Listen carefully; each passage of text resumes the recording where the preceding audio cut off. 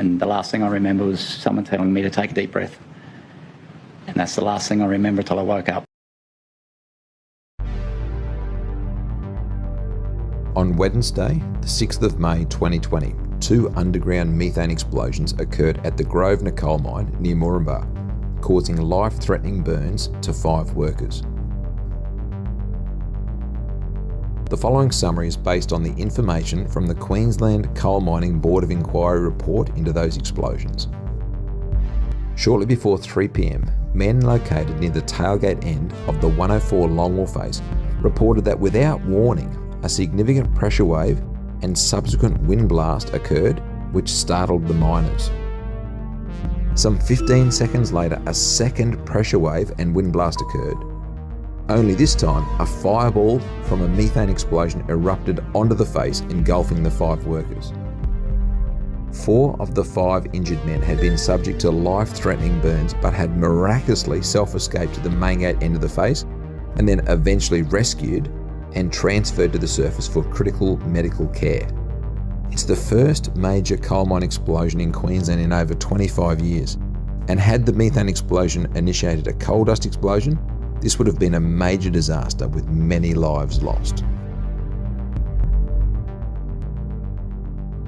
The Board of Inquiry that followed the Grosvenor explosions concluded that there were 2 simultaneous, undetected, spontaneous combustion events occurring in the Longwall 104 GOF that caused the 2 separate explosions 15 seconds apart. Approximately 2 weeks after the explosions, during the investigation, monitoring equipment detected increasing spontaneous combustion near number 96 chock. On the 8th of June, another explosion occurred. It was fortunate that personnel had been withdrawn from the mine at the time of this explosion. The 104 Longwall face was permanently sealed. It's never been re-entered.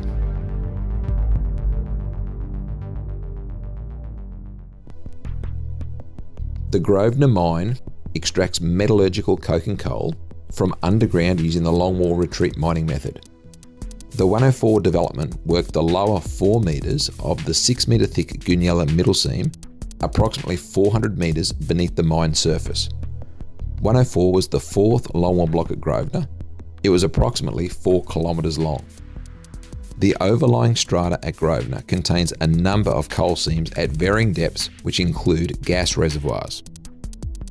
The development of the Longwall blocks were constructed with 2 heading gate roads in both the main gate and tailgates. The gate roads are connected via cut-throughs. The pillars between the roadways help maintain geological support for each adjacent Longwall block. Overpressure rated seals are constructed at each cut-through to prevent gas and ventilation leakage to and from the GOF as the Longwall face retreats. The Longwall blocks vary in length depending on the mine's characteristics. 104 planned retreat was 4.4 kilometres. However, prior to the explosion, the operations had been severely hampered by geological faults and excessive gas emissions. It had taken roughly 2 months to retreat just 400 metres.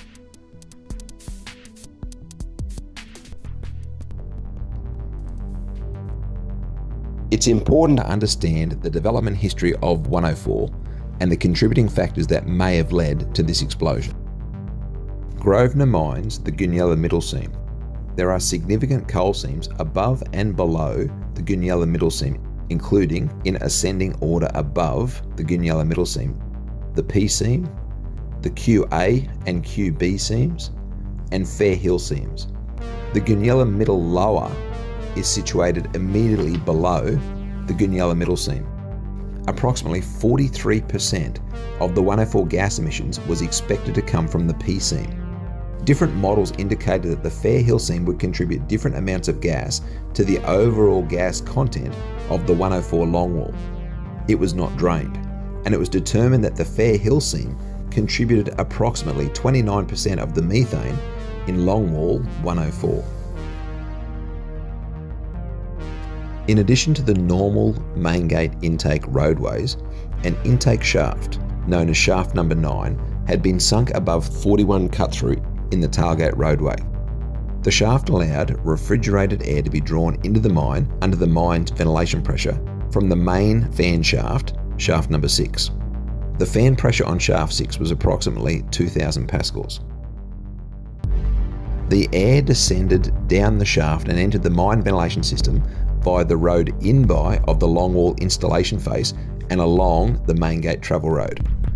This arrangement created pressure differentials which allowed the leakage of air, including oxygen, into the 104 Gove.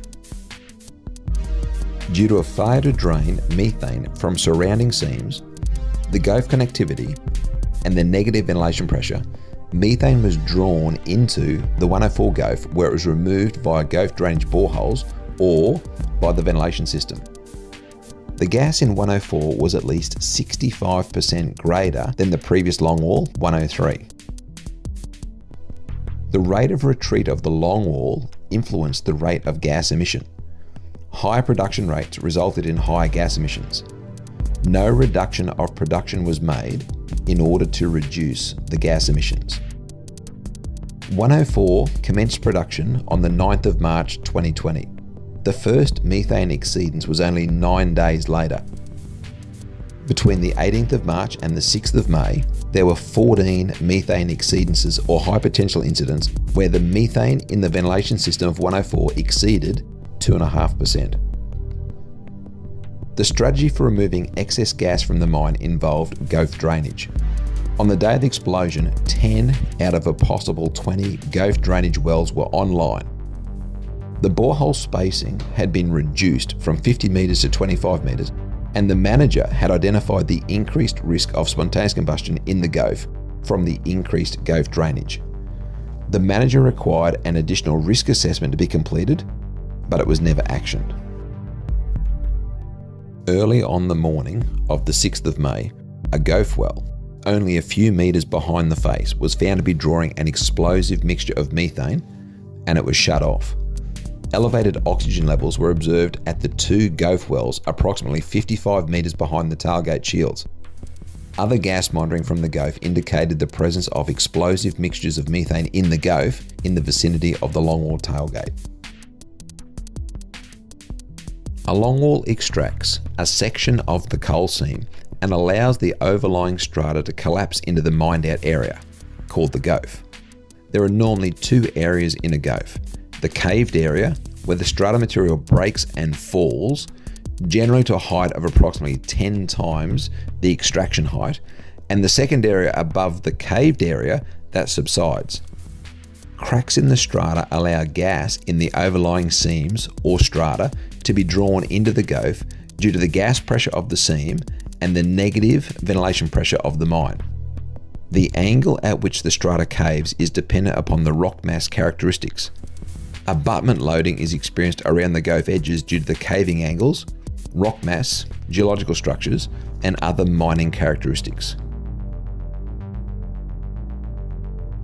In addition to mining-induced stress and strata behaviour, faults or geological disturbances complicate strata control and strata management. A fault, regardless of its displacement, disturbs the transfer of stress through the strata and results in increased stress around the longwall face. This increased stress can lead to strata failure, which in turn results in mining delays. The 104 longwall panel strata did not just have one fault, but it had a fault zone with lots of small faults and shears in that zone. It was known as the Fui fault. The fault zone entered the 104 face in the main gate between 38 and 37 cut through, and it traversed across the face at approximately 45 degrees as the longwall retreated over the next 250 metres. As the shear zone approached the tailgate end of the longwall face, it intersected a 400mm reverse fault which was sub-parallel to the longwall face, increasing the risk of a detached block strata failure. The normal mining-induced stress combined with the fragility of the Fui fault shear zone, the normal faults, reverse faults, detached blocks, gas delays, all resulted in a combination of strata failure, including roof cavities at the tailgate end of the longwall face.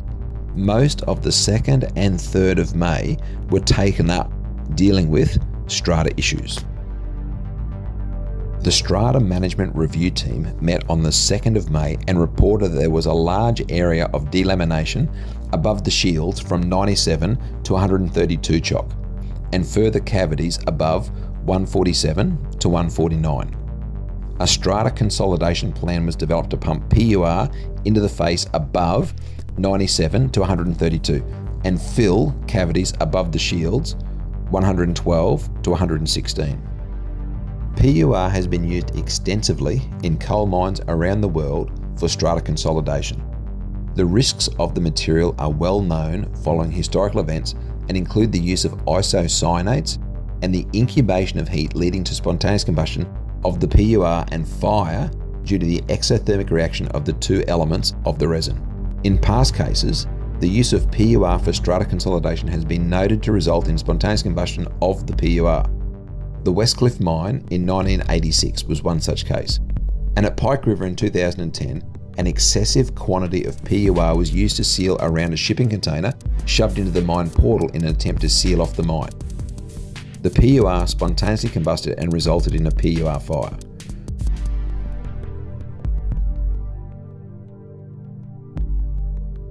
In order to minimise the risk of a PUR fire, there are limitations of how much PUR can be injected into each hole. The limits are 200 kilograms or 180 litres. A fire watch is required for several hours post-completion of any PUR injection.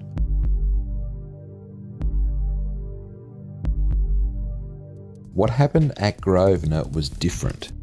It wasn't the PUR that caught on fire. It's believed that, whilst the limits of the PUR per hole were observed, the exothermic reaction of the PUR resulted in an acceleration of the oxidization of the coal, and that a spontaneous combustion of coal occurred as a result of the exothermic reaction of the PUR.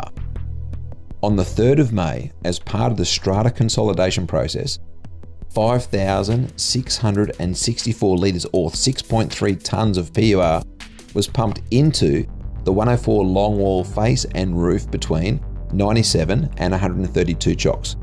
It was approximately 70 metres wide and 3.9 metres deep. This was done in order to consolidate the Fui Fault shear zone as it approached the tailgate.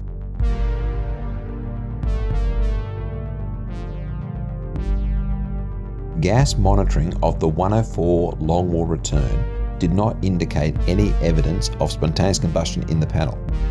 This is because it's approximately 4.5 kilometres away and the amount of dilution from the high quantity of ventilation in the panel.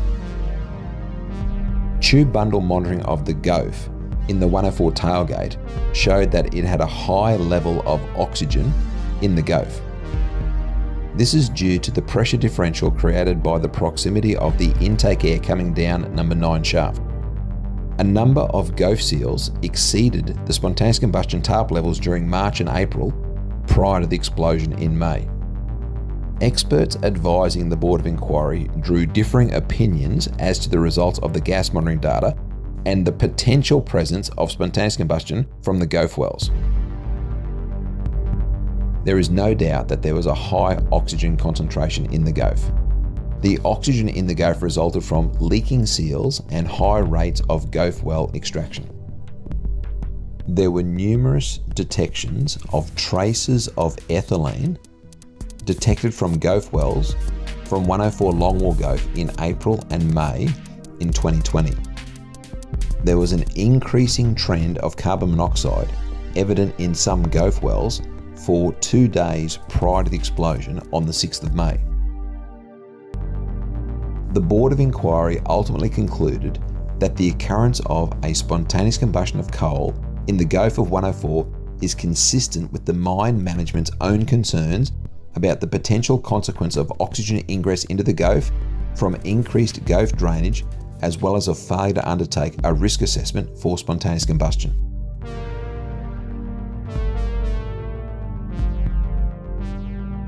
At approximately 2:57 p.m, the first explosion occurred.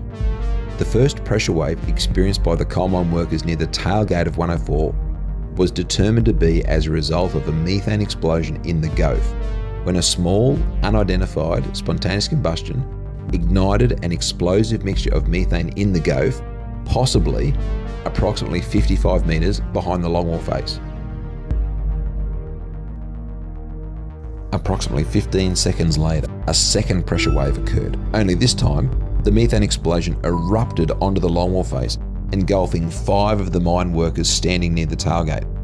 The workers were standing at 100, 120, 131, 132 and 133 chocks at the time of the explosion. A further 6 workers were at the main gate end of the face. The ventilation pressure monitoring at Shaft 9 and Shaft 6 recorded the pressure waves from the explosions. The pressure from the explosions is higher at Shaft 9 due to the proximity and relative ventilation pressure. There is no doubt the second pressure wave was a methane explosion because it burst onto the Longwall face, severely burning 5 miners. The first pressure wave, with an identical pressure signature, was concluded to also be a methane explosion. The only difference is the flame from the explosion was not observed on the face. The pressure wave was felt on the face and it was recorded by the ventilation monitoring.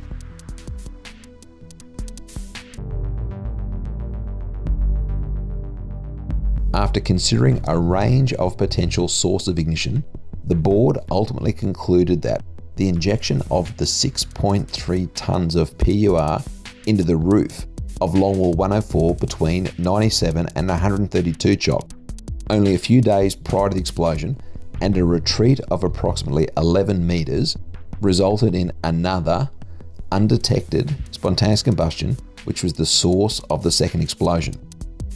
The flame from the explosion propagated onto the Longwall face at 111 chock and travelled in 2 directions, towards the main gate and towards the tailgate.